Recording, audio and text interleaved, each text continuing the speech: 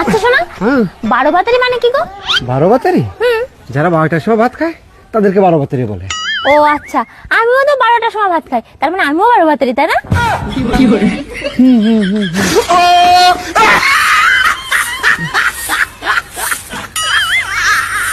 Video দেখে বলি হারি, তোদের ফ্যামিলিতে কেউ দেখে না? এত সুন্দর ভিডিও বানাস, এই পাড়া প্রতিবেশী নিশ্চয়ই দেখে।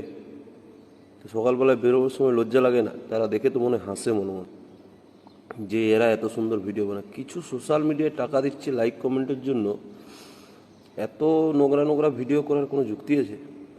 কিছুদিন পরে তো নিজেদের বাচ্চাগুলোও দেখবে যে আমার মা বাবা এরকমভাবে ভিডিও করতো, কেমন লাগবে?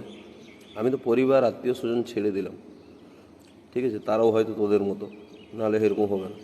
গাছ সে যে গোড়াটা যেমন হবে তবেই না তার ফল ফুল হবে।